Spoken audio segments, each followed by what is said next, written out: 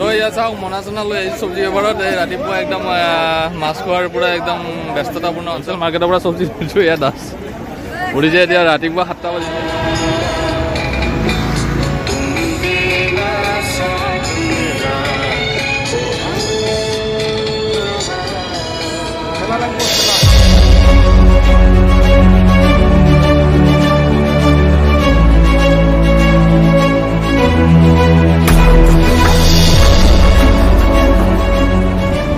এয়া এতিয়া ৰাতি 7টা বাজিছে আমি আছোঁ বেলতলা বজাৰত এয়া চাওক আমি পাচি খৰাহি লৈ লৈছোঁ আমাৰ নতুন প্ৰজেক্ট ষ্টাৰ্টআপ কৰিম বুলি ভাবিছোঁ আমি এয়া আমাৰ ষ্টাৰ্টআপ কি আছিল দাস আমি একচুৱেলি পাচলিৰ বজাৰ অৰ্গেনিক পাচলি আমি মানে দোকান দিবলৈ গৈ আছোঁ আৰু আশা কৰিছোঁ এইটো আমি এটা সফল হ'ম আৰু আমাৰ লক্ষ্য আছে আমি লক্ষ্যবিলাক পিছত জনাম তাতো আমি আৰম্ভ কৰিবলৈ গৈ আছোঁ কিমানখিনি কি হয় নাজানো কিন্তু সম্পূৰ্ণ জৈৱিক পদ্ধতিৰে খেতি কৰা যি পাচলি সেই পাচলি আমি মানে সেই পাচলি আমি ৰাইজৰ মাজত মেলি দিব বিচাৰিছোঁ বিভিন্ন ফাৰ্মবিলাকৰ পৰা আমি সংগ্ৰহ কৰিম আৰু কিমান লক্ষ্যত উপনীত হ'ব পাৰিনে নাজানো মাত্ৰ আশীৰ্বাদ কৰিব মই এইখিনিয়ে ক'লোঁ আৰু চ' দাদা আপোনাৰ পৰা আমি আজি প্ৰথম খৰাহি ল'লোঁ হা চ' আপোনাৰতো বেপাৰ ভালে চলি আছে ন চ' আপোনাৰ বেপাৰৰ কাৰণে শুভেচ্ছা থাকিল দাদাই 3জন ল'ৰা এইটো খৰাহি পাচিৰ বেপাৰ কৰি চায়েন্স পঢ়াইছে ন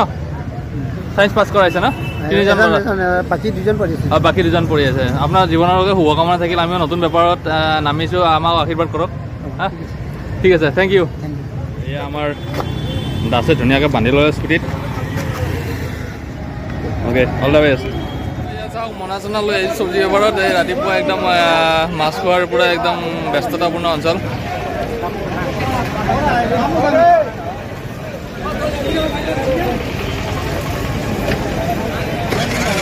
আহিছোঁ এয়া বজাৰ ফেঞ্চি বজাৰৰ আমি হ'লচেল মাৰ্কেটৰ পৰা চব্জি লৈছোঁ এয়া দাস উৰিছে এতিয়া ৰাতিপুৱা 7টা বাজিছে হা এয়া চব্জি মাৰ্কেট চাওক আমি হ'লচেলৰ মাৰ্কেটত আহিছোঁ পূৰা একদম মানুহ ভৰ্তি হৈ আছে চ' এতিয়া আমি ৰাস্তাৰ ফালে যাম চব্জি বেপাৰ কৰিব লাগিব আপোনালোকক দেখালোঁ পৰিৱেশটো কেনেকুৱা এয়া আমাৰ দোকানৰ একদম ফাৰ্ষ্ট কাষ্টমাৰ দেই ভাল লাগিছে দাদাহঁতৰ সঁহাৰি পাইছোঁ এয়া অনিল দা পূৰা পানী চানী ছিটাই দিছে দাস হা আৰম্ভ কৰিছোঁ আৰু আমি ভগৱানৰ নাম লৈ বৃহত্তৰ 6 মাইল এৰিয়া আমি চব্জি আৰম্ভ কৰি দিছোঁ আজিৰ পৰা আৰু পূৰা পানী ছিটোৱা চিটি আৰু গাড়ী এইবিলাক আপোনালোকক দেখাইছোঁ গাড়ীত মাল পূৰা লোড হৈ আহিছে কটাৰী আছে তাত ফাৰ্ষ্ট আমাৰ চেলিং আৰম্ভ হৈছে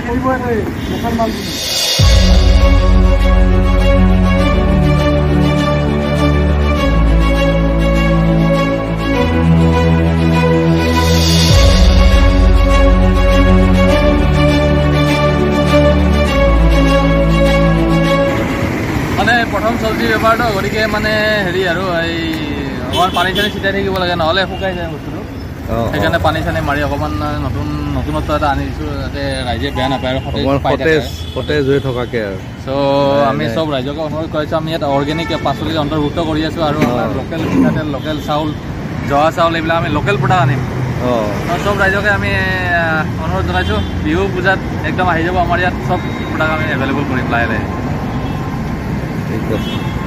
আমাৰ দাস চলিত আমি দুইটা লগ খাইছোঁ আমাৰ এডুকেশ্যন একফালে আৰু আমাৰ কৰ্মজীৱন একফালে আমি ষ্টাৰ্ট কৰিছোঁ নে কি দাস হয় আমি প্ৰজেক্টটো কেনেকুৱা হ'ব অকণমান কৈ দিয়া একচুৱেলি প্ৰজেক্টটো এতিয়া ক'ব বিচৰা নাছিলোঁ আমি আজিৰ পৰা আমাৰ শুভ আৰম্ভণি আৰু আমি দুজনে লগ হৈ মানে একচুৱেলি অকল আমাৰ হেৰিৰ কাৰণে আমাৰ মানে ধৰক এইটো নহয় মানে পেচা বুলি নহয় কিছু সংখ্যক আমাৰ অলপ হেৰিও আছিলে মানে জনসাধাৰণৰ কাৰণে কিবা এটা কৰাৰ ইচ্ছা আছিল আমিতো বিশেষ একো কৰিব নোৱাৰি আমি কি কৰিছোঁ যিবিলাক আজিকালি পাচলি এই পাচলিবিলাকৰ পৰা আপোনাৰ সকলোৱে বাৰু জ্ঞাত এই কথাবিলাক যে বিভিন্ন ধৰণৰ সাৰ দিয়া কিবা দিয়া এইবিলাকৰ পৰা ষ্টেৰইড মাৰে কিবা হৰমন দিয়ে এইবিলাকৰ কাৰণে অলপমান এনেকুৱা অসুবিধাবিলাক হয় মানুহৰ বেমাৰ আজাৰৰ পৰা কিবা কিবি তো তাৰ পৰা যাতে কিমানখিনি মিনিমাইজ কৰিব পাৰি তাৰ কাৰণে আমাৰ চিন্তা চৰ্চা এটা চলি আছে আমাৰ এটা সাধাৰণ পদক্ষেপ এইটো তাৰপিছত হয়তো চবে যদি তেনেকুৱা এটা পদক্ষেপ লয়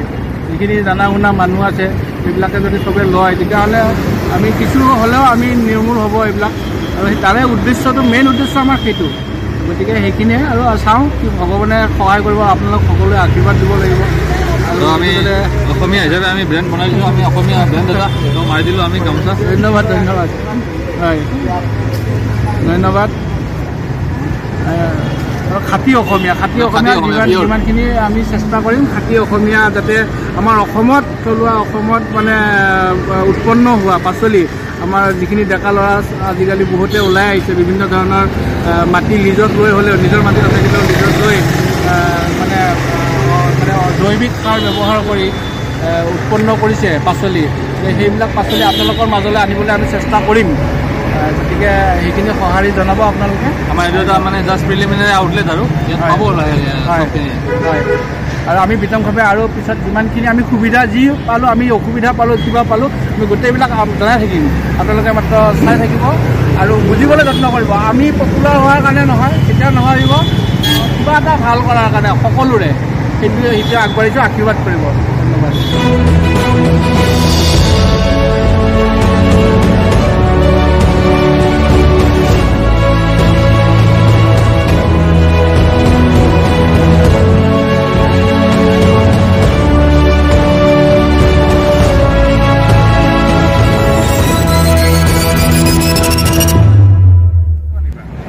বাইদেউহঁত আহিছে আমাৰ চব্জি বজাৰ কৰিলে আজি, খুব ভাল লাগিলে। আজি কিনা হৈ গ'ল, আজি অলপ লেট হ'ল আহা। এনে চব্জি কোৱালিটি কেনেকুৱা পাইছে আমাৰ? ভাল লাগিছে দেখি, আৰু কিবা কিবি আৰু আশা কৰিছোঁ আহিব বুলি। হয় হয়, ভাল লাগিছে। আমি কিছুমান বস্তু আৰু ইনক্লুড কৰিব লাগিব, নতুন যিহেতু আমি ট্ৰাই কৰিম আপোনালোকৰ ডিমাণ্ডবিলাক ফুলফিল কৰাৰ কাৰণে। কিন্তু ঠিক আছে নে? ভাল লাগিছে নে? ভাল লাগিছে, ঠিক আছে, আপোনালোকৰ আশীৰ্বাদ কৰিব আৰু সদায় থাকিব আশীৰ্বাদ, ভালকৈ হওক আৰু হওক বস্তু আৰু আনা, আমি আৰু সদায় ইয়াৰ পৰাই কিনিম আৰু তেতিয়া। ঠিক আছে বাৰু, বহুত ধন্যবাদ। আচ্ছা দাদা, কেনে পাইছে আমাৰ এই চব্জি পাচলি বেপাৰ? আমি অসমীয়া ল'ৰা, আমি যুৱকে ষ্টাৰ্ট কৰিছোঁ, কেনেকুৱা পাইছে? ভাল পাইছোঁ, বহুত ভাল পাইছে, বহুত ভাল পাইছোঁ। আপোনালোকৰ আশীৰ্বাদ লাগে। আমাৰ গোটেই ল'ৰাবিলাকে আগবাঢ়ি আহক, হয়, আৰু ঘৰত বহি থকাতকৈ অফ টাইমত হয় এখন সৰু সুৰা হ'লেও বিজনেছ আৰম্ভ কৰক আৰু নিজকে স্বাৱলম্বী কৰক। বহুত ধন্যবাদ দাদা, আপোনাৰ কমেণ্ট পাই ভাল লাগিলে, আমি উৎসাহিত হ'লোঁ। ধন্যবাদ, আহিব।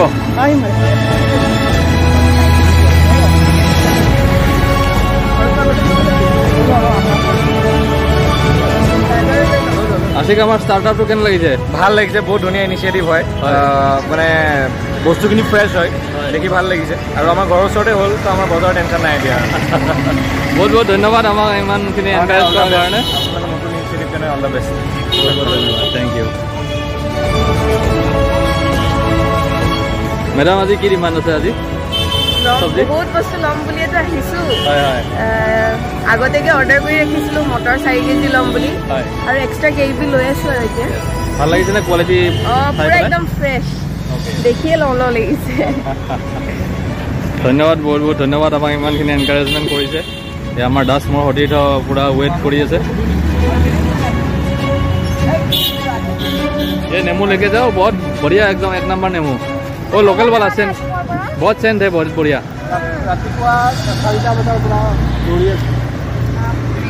सुबह 4 बजे। 4 बजे। So madam, how you are feeling by observing our subjis? Really nice, it looks very fresh. Yes. Very green. Like straight from the farm. Yeah, okay. No fertilizer, I guess no additional Yes. chemicals and anything. It's Yes. very fresh. We are trying to provide our best services to our customers. Okay. These days adulteration and everything is going on, and how much flesh we eat, it will help our body to rejuvenate. So Yes. we should. So আমাৰ এনেকৈ কাষ্টমাৰৰ লগত ডিল চলি আছে, বিভিন্ন ধৰণৰ customer আহিছে আমাৰ ইয়াত। চ' আমি আমাৰ ফালৰ পৰা বেষ্ট প্ৰভাইড কৰিব আমি ট্ৰাই কৰি আছোঁ।